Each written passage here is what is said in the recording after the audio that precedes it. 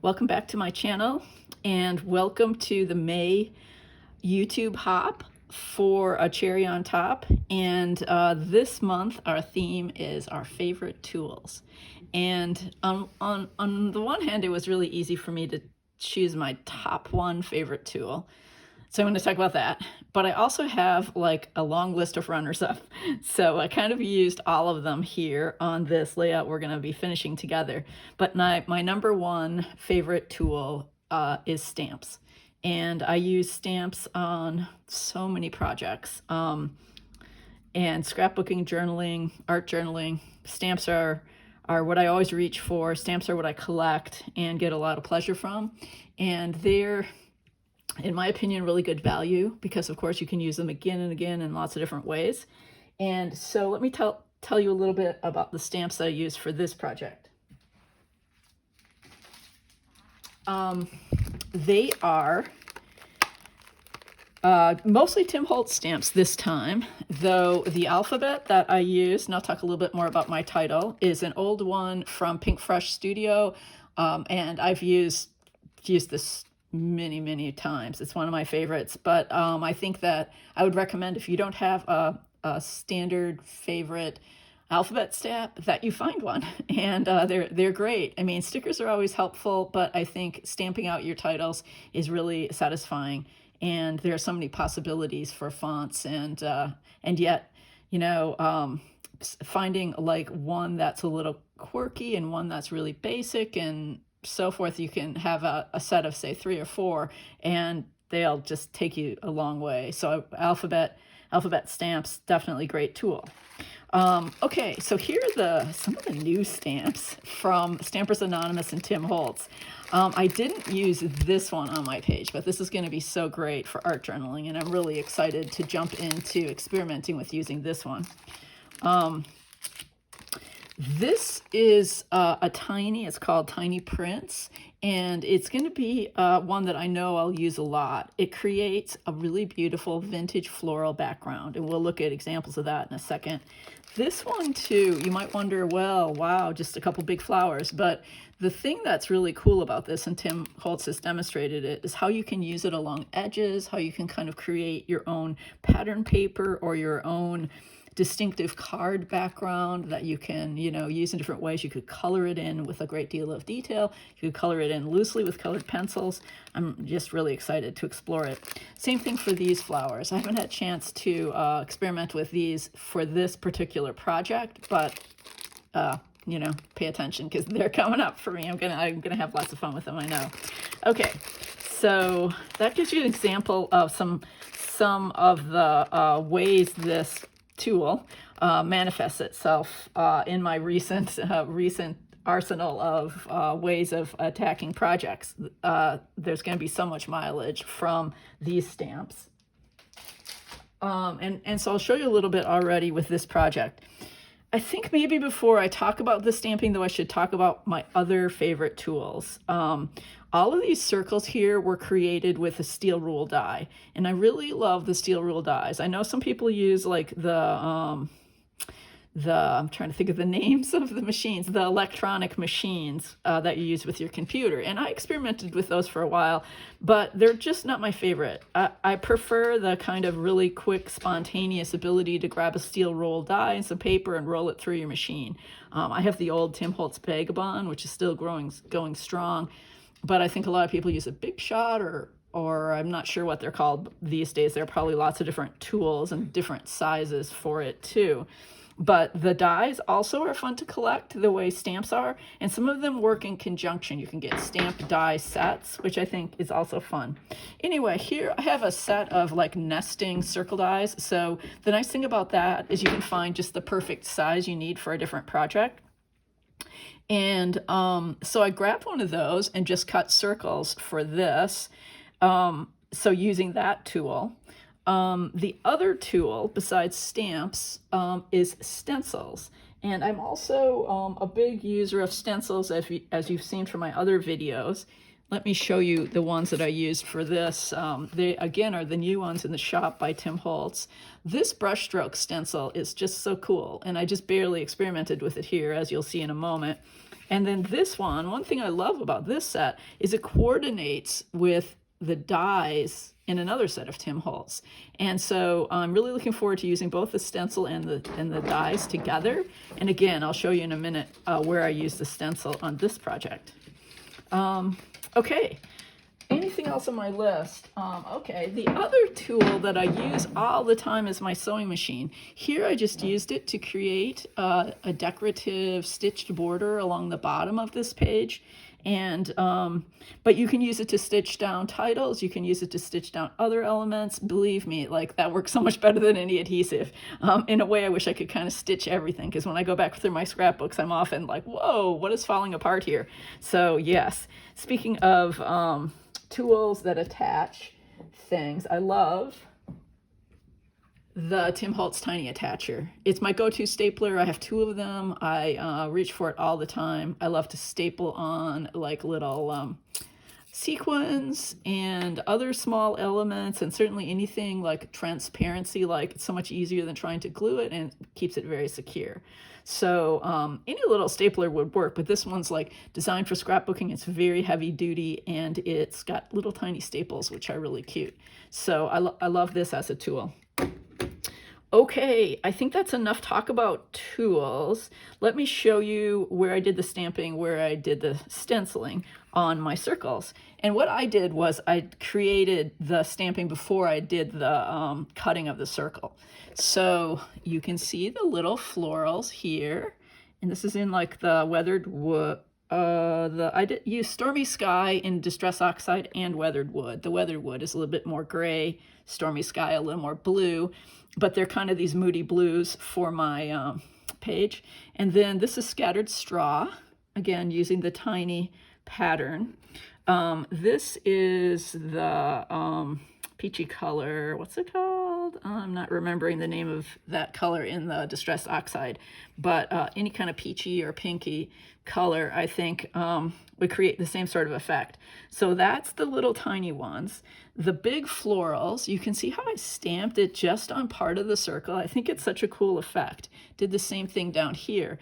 And when you look at this background, which is 49 in market, doesn't it look like, you know, somebody used stamps? I mean, some of them are covered up, but you can see that these are perfect to create that kind of vintagey pattern paper look. Okay, and then I think it's really clear that you can see that I use the alphabet stamps here, and I used a white embossing powder on top and of sticky Versamark type ink. Really simple technique. You can see lots of videos online on how to do that. Now, you could do it perfectly. I'm like such a roll with it kind of person, and I don't really care if it's messy. And this is with this curly Q alpha, I just kind of let things overlap. This got a little smudgy for some reason, but that's just my look. It's carefree, and it makes scrapbooking more fun than if I'm like super precise about everything. Same thing with adhering the circles. I did use a ruler to kind of get them a little bit equal, because I think when you're working with a grid, you don't want it to be like too off. But so this is basically a grid design, but it's a fairly subtle one, as you can see, because I used subtle patterns, the same kind of tones, in some cases the same paper from 49 in market, just, you know, a slightly different design. This dark paper is also from 49 in market. And you'll see in a minute why I stamped on there. For one thing, I could get the white. Just use the little alpha for the hello part of Hello Spring. The stenciling is probably pretty obvious. I stenciled here in that weathered wood to create the foliage. And then up here, I used the what I would call the swatch stencil. I'm not sure what it is called, but it's a way for you to create kind of color swatches, which are sort of like on trend right now, but I've always loved that look, and so the stencil is really fun for that. And I kind of picked up the colors from the washi tape here. So I should clarify that when I cut this circle, before I cut it, sorry, there's Hazel. Before I cut it, I put my washi tape down just on top of my stamped paper and then cut a circle, which I think is a kind of a cool way to use washi tape to create your kind of your own stripes. And it's easy to get them to coordinate if you use like washi all from one line, for instance, but you know, you can make contrast that way too. Oh, this is also, this little banner to bring in more of the dark is also a steel rule die. So yeah, I think that's maybe enough talk about tools. Here's my photo, a nice big photo of the blooming magnolia around here, because I thought it just was really pretty for spring, but a little bit different than, say, like tulips or daffodils, which are also blooming right now.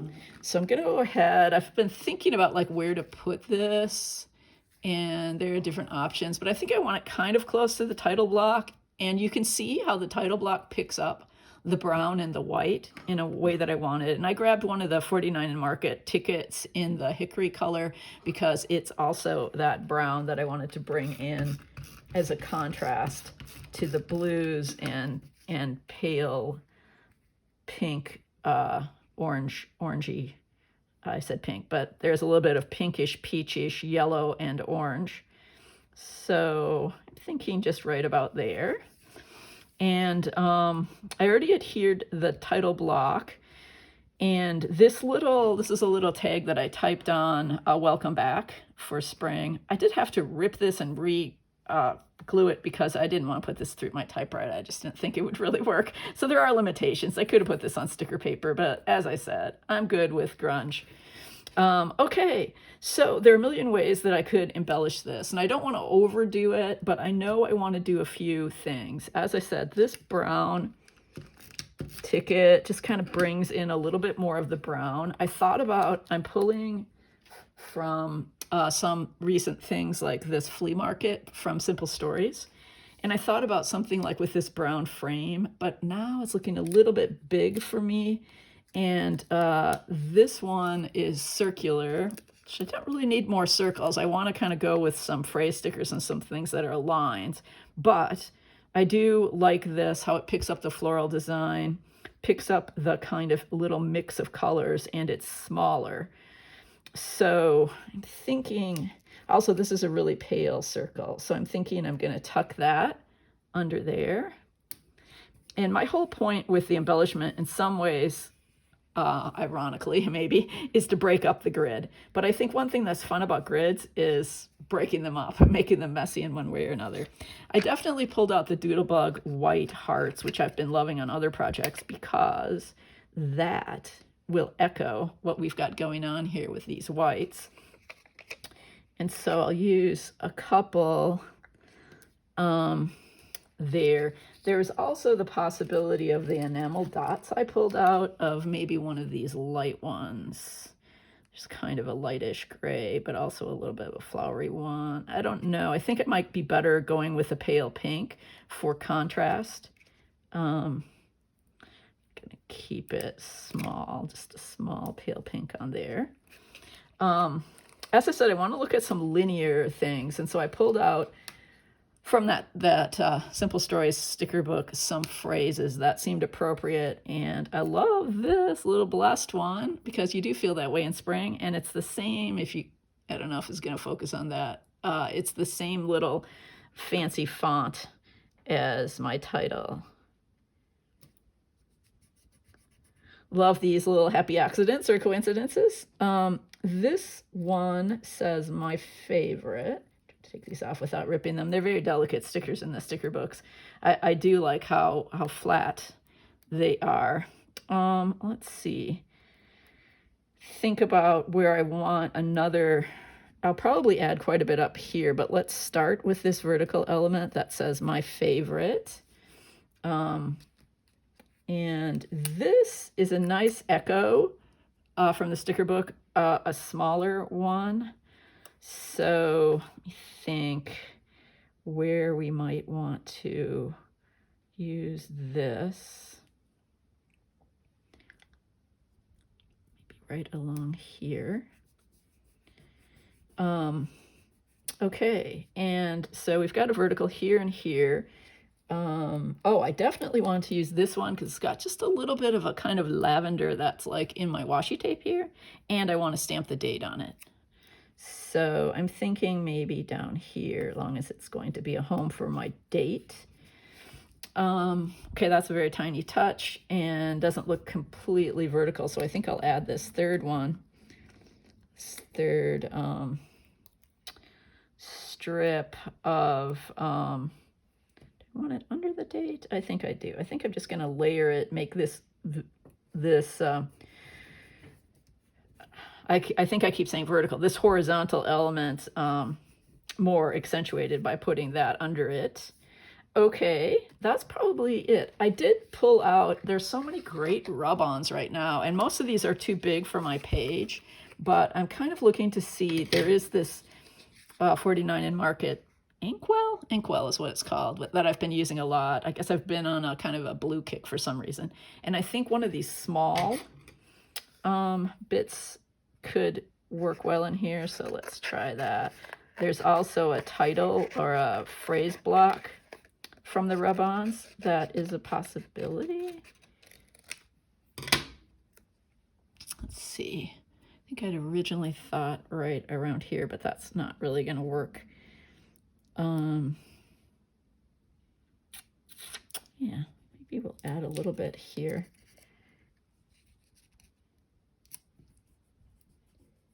Okay, for the sake of time, I'm going to rub that down later. I need to go get my other little tool, another favorite tool. See, scrapbookers have quite a lot of tools, right?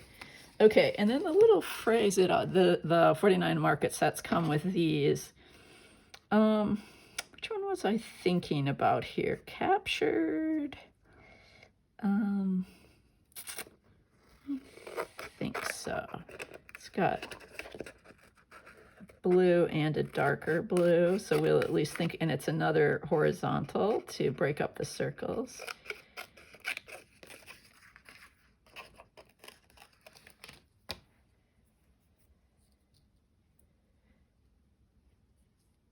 Yeah, I think I'll probably end up putting that down there. Okay, oh, I wanted to say, these are a little bit old now, but they're perfect for spring. They have mushrooms and little birds, and they're tiny. And there's some little tiny, and look at this one. It's got my brown in it. It says capture the moments, which is perfect. And it's a horizontal element. As long as I put 2 down here, I'm thinking I could put 2 right here. Could also put it up here, but I think I would benefit from the brown right here. And I do kind of like stacked phrase stickers. So this is a little tiny one that says today. As long as I'm doing this stacking, let's go right here with that one. Okay. Little birds on top, building their nest for spring. Haha, those are so darn cute, aren't they? I don't know if you can see it way down there, but it's a very, very cute little embellishment touch. And then I think if I included one up here, that could be good. Good. Okay, I think I'm gonna leave it at that. I have a few other things. This is a cocoa vanilla with a few somewhat larger elements, maybe some hearts and enamel dots. But as I said, I don't want to overdo it too much, and this gives you a really good idea of how it comes together with the embellishments. But even more importantly, for our theme for May, you can see all the tools that I put to work on this and how much I really love the tool of stamps. So hope you get some ideas from this, and I'll see you next time. Thanks.